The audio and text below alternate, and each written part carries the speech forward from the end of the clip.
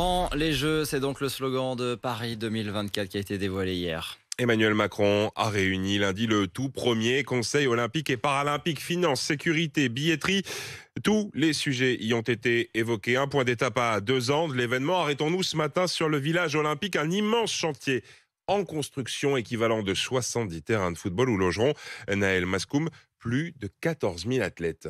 Au cœur des 52 hectares de travaux en Seine-Saint-Denis, poutres en bois et murs de béton dessinent un premier squelette du futur village olympique.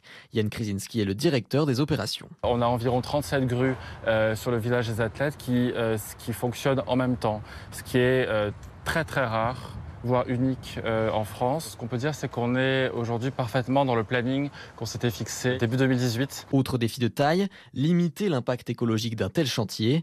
Tony Estanguet, président de Paris 2024. Sur l'ambition environnementale, on veut réduire de moitié les émissions carbone par rapport aux dernières éditions des Jeux. 95% des infrastructures utilisées pour les Jeux sont des infrastructures qui sont déjà existantes.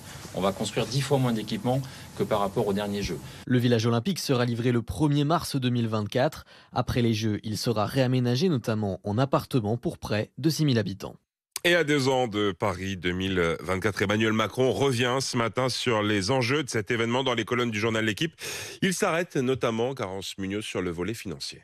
Pas d'inquiétude, nous sommes dans les temps, nous serons en capacité de faire face. Le président se veut rassurant quant à la bonne tenue des JO. Emmanuel Macron qui reconnaît que la crise sanitaire et l'inflation compliquent la préparation, mais selon lui, tout sera prêt dans ce contre-la-montre de l'organisation des Jeux. En ce qui concerne la sécurité de l'événement, point sensible après le fiasco de la finale de la Ligue des Champions. Là encore, tout est sous contrôle, à en croire le président. Il compte mobiliser entre 7 et 11 000 policiers et gendarmes en fonction des jours et des épreuves et recruter 17 500 agents de sécurité privée.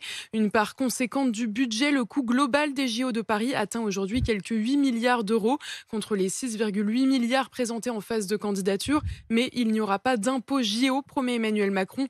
Pas de dérive des coûts, les Jeux doivent financer les Jeux.